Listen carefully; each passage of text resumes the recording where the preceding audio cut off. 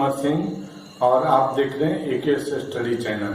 दोस्तों, आज हम एक बहुत ही महत्वपूर्ण टॉपिक के बारे में जानेंगे जिसका नाम है SC/ST एक्ट।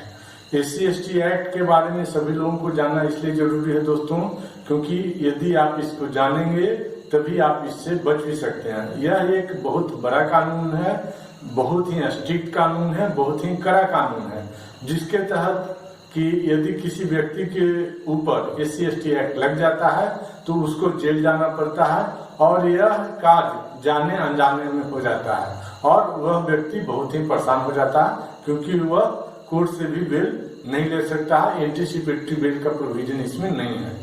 तो हम देखते हैं दोस्तों, why the SC/ST act, POA जिसको भी बोलते हैं, provision of atrocity act 1989 was enacted. तो इसका पहला पॉइंट देखते हैं दोस्तों, आंसर। फर्स्ट पॉइंट है, as you know the Indian society was divided into many caste. जैसा कि आप जानते हैं कि भारत का समाज है जो बहुत सारे कास्ट में बटा हुआ है। Caste system lead to discrimination in Indian society. Caste system है जो भारत के समाज में भेदभाव पैदा किया। Upper caste started exploiting the lower caste. जो ऊंचे वर्ग के लोग हैं वह निम्न वर्ग के लोग को शोषण करना, एक्सप्लॉइट करना शुरू कर दिए।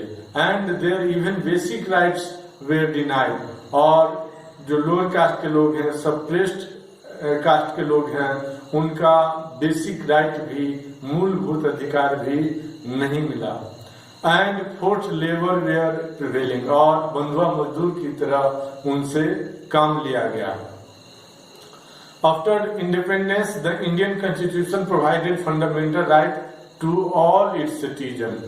भारत में आजादी के बाद भारत का संविधान बना, जिसमें कि भारत के सभी नागरिक को फंडामेंटल राइट भारत के संविधान द्वारा प्रदान किया गया, जिसमें कि मुख्य फंडामेंटल राइट का मैं वर्णन करता हूँ। जैसे कि आर्टिकल 14, इक्वलिटी बिफोर लॉ, कानून के समक्ष सभी व्यक्ति समान हैं। जबकि कोई भी SC/ST का व्यक्ति रहता था, गांव के कोई अन्य व्यक्ति वहां जाता था तो उसको वहां खड़ा होना पड़ता था और उसको सभी जगह जाने की मनाही थी। कहीं जाएगा तो थाली बजा करके जाएगा ताकि दूसरे लोग हैं उनसे टच न हो जाए।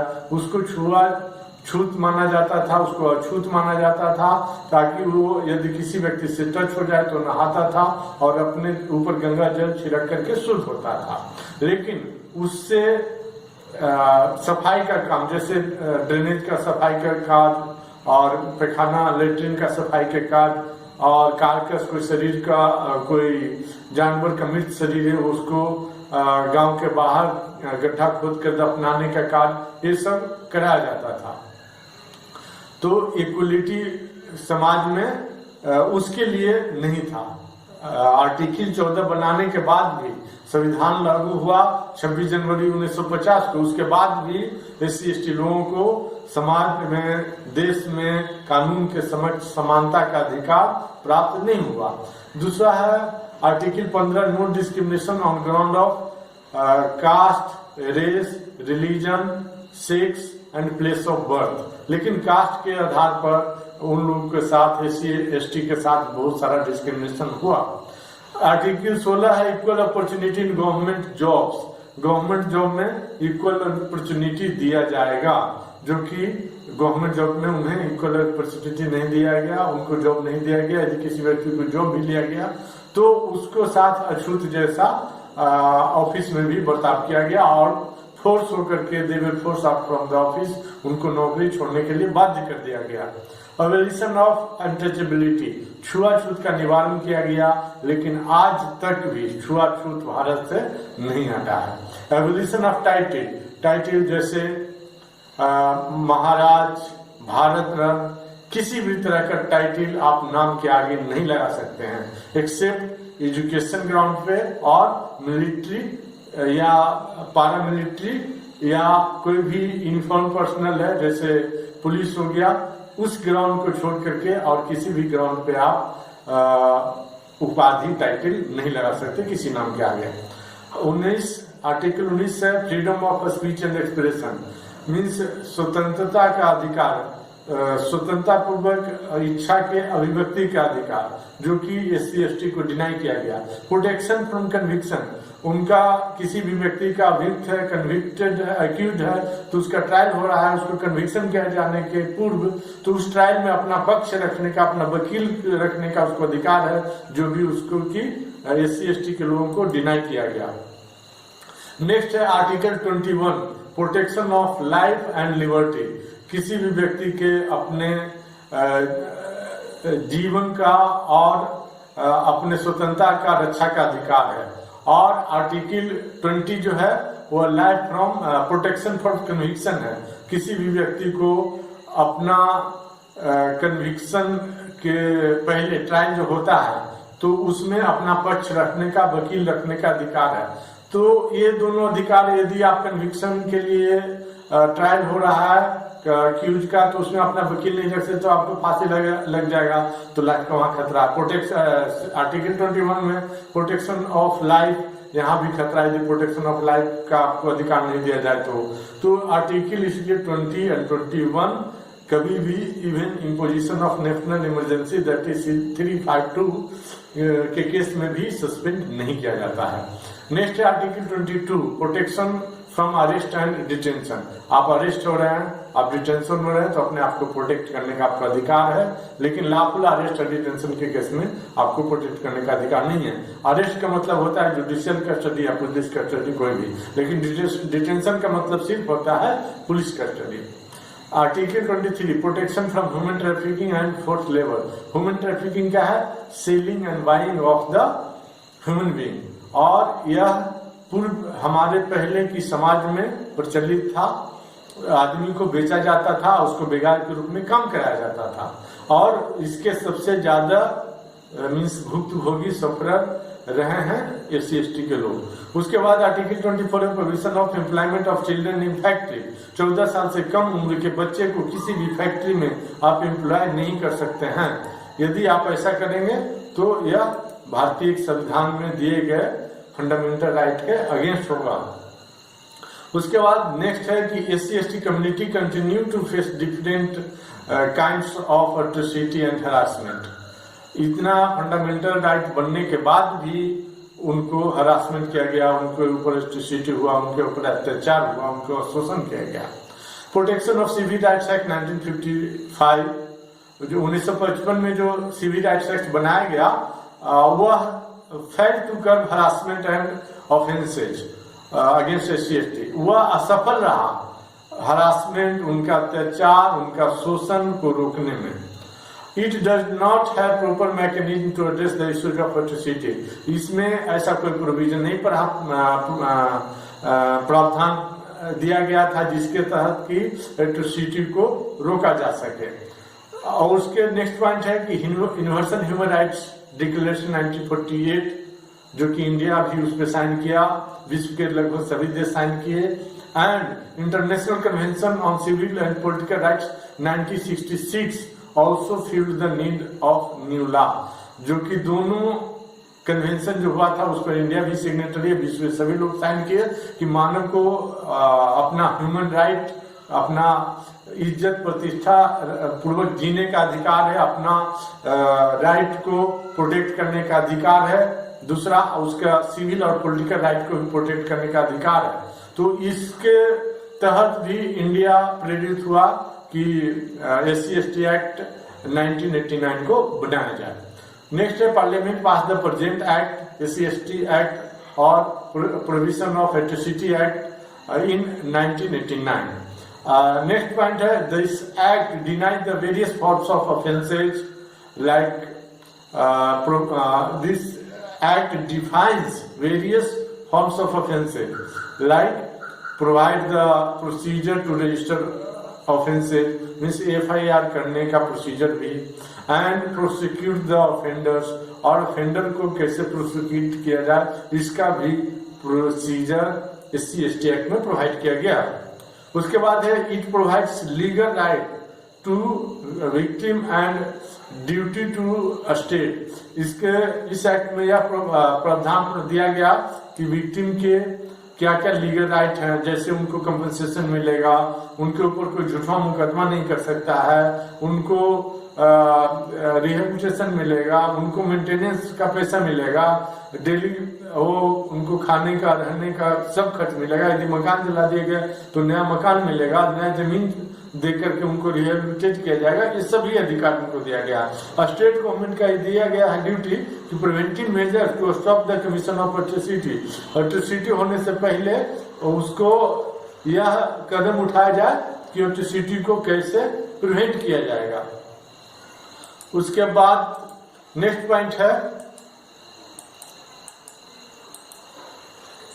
एम ऑफ द एक्ट, कि इस एक्ट का एम क्या है। The aim of the act is mentioned in the preamble which state as an act to prevent the commission of atrocity and to provide a special और exclusive special code to trial such offences and provide relief and rehabilitation to victim. इसका preamble किसी भी act का preamble होता है जिसमें उसका उद्देश्य दिया होता है। इसका भी प्रीएम्बल है जिसमें दिया गया है कि इस एक्ट का एम है, उद्देश्य है कि एट्रोसिटी को रोकना और स्पेशल कोड या कोड को स्थापना करना या एक्सक्लूसिव स्पेशल कोड की स्थापना करना। एक्सक्लूसिव स्पेशल कोड मीन्स सिर्फ SC/ST एक्ट का ही ट्रायल होगा और special code means SC/ST act का भी ट्रायल होगा और दूसरे जो स्पेशल एक्ट हैं जैसे MCOCA, POCSO, anti corruption act, arms act, डोरी प्रोहिबिशन एक्ट, इन सभी चीजों का भी ट्रायल होगा, तो वो स्पेशल कोर्ट हो गया। उसके बाद नेक्स्ट पॉइंट है in the light of the preamble it can be said that present act has the following objectives, कि प्रीएम्बल को देखते हुए यह कहा जा सकता है कि इसका निम्नलिखित ऑब्जेक्टिव क्या क्या।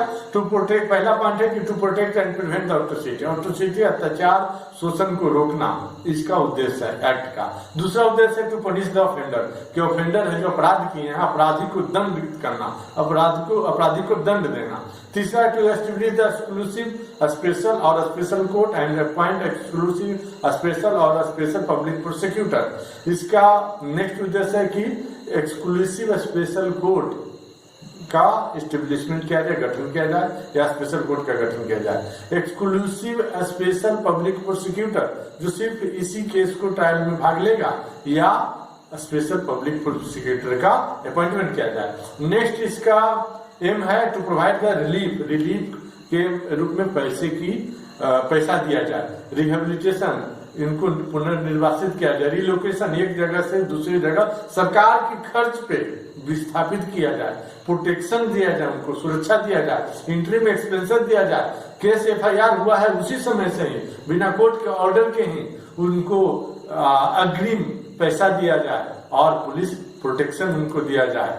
तो इस तरह से इतना उद्देश्य है और इतना उद्देश्य के फुलफिल के लिए SC/ST एक्ट को बनाया गया है।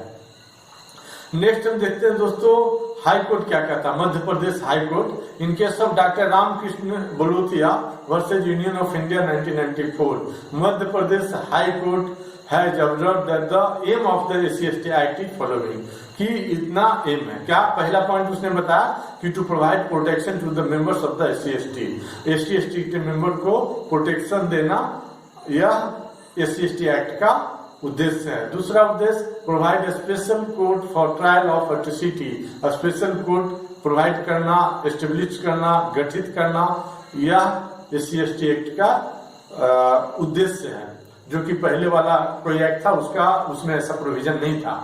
तीसरा पॉइंट है कि to ensure speedy trial of the offences, atrocity के जितने भी ऑफेंसेज होंगे उसका स्पीडी ट्रायल होगा, फास्ट ट्रायल होगा। To remove the cause of the atrocity, और एट्रोसिटी होने से पहले उसका क्या क्या कारण है उसका निवारण करना। To do justice to SC/ST community के लोगों के प्रति न्याय करना। नेक्स्ट पॉइंट है to minimize human suffering of socially downtrodden and oppressed community, जो कि दैट इज SC/ST जो है, तो उनका सफरिंग को, उनका पीड़ा को, उनका दुख दर्द को कम करना इस एक्ट का उद्देश्य है। टू मिनिमाइज इंडिग्निटी मीन्स उनके डिग्निटी को मेंटेन करना, इज्जत प्रतिष्ठा को बरकरार रखना, यह इस एक्ट का उद्देश्य है। टू मिनिमाइज एक्सप्लॉयटेशन, उनका शोषण को रोकना, यह इस एक्ट का उद्देश्य है। नेक्स्ट लास्ट है दोस्तों कि इस एक्ट को इस केस में यह भी बताया गया कि यह अल्ट्रा वायरस नहीं है। SC/ST act is constitutionally valid as part of 15 Article 15 Clause 4 states that the state shall make a special provision for advancement of socially and educationally backward classes or is for SC/ST। Article 15 clause 4 में लिखा हुआ दोस्तों कि government parliament कोई भी provision, कोई भी कानून बना सकता है विकास के लिए। किसकी विकास के लिए? जो शैक्षणिक और सामाजिक रूप से पिछड़ा है, जैसे ओबीसी, तो ओबीसी को रिजर्वेशन दिया और कई बार चैलेंज किया गया, लेकिन प्रोविजन 15 और 4 को साइड करते हुए, बताते हुए सुप्रीम कोर्ट ने खारिज कर दिया कि रिजर्वेशन ये गलत है। गलत होने से खारिज करते हैं मतलब रिजर्वेशन को सही ठहरा है। और अभी भी 10% अपर क्लास के जो इकोनॉमिकली बैकवर्ड लोग हैं उनको दिया गया है। और SC/ST को एडवांसमेंट के लिए कुछ भी provision central government, state government, parliament, legislative assembly बना सकती है, जिसके लिए कि अभी उनको 15% रिजर्वेशन दिया गया है। दोस्तों हम नेक्स्ट वीडियो में ये बताएंगे कि एट्रोसिटी क्या है, ताकि कौन कौन सा आप एक्ट है करेंगे वो एट्रोसिटी में आएगा, ताकि आप पर एट्रोसिटी एक्ट कभी न लगे और उससे आप कैसे बच सकते हैं, इसके बारे में हम नेक्स्ट वीडियो में चर्चा करेंगे। दोस्तों आपको यदि वीडियो अच्छा लगा है और लगता है कि मैंने कुछ आपके लिए मेहनत किया है, कुछ नया जानकारी दिया है, तो इस वीडियो को लाइक, शेयर और सब्सक्राइब जरूर करें, ताकि हम नए नए वीडियो जिसमें कि नए नए ज्ञान की बात हो सके और नए नए आपको जानकारी मिल सके, हम लाते रहेंगे। धन्यवाद दोस्तों।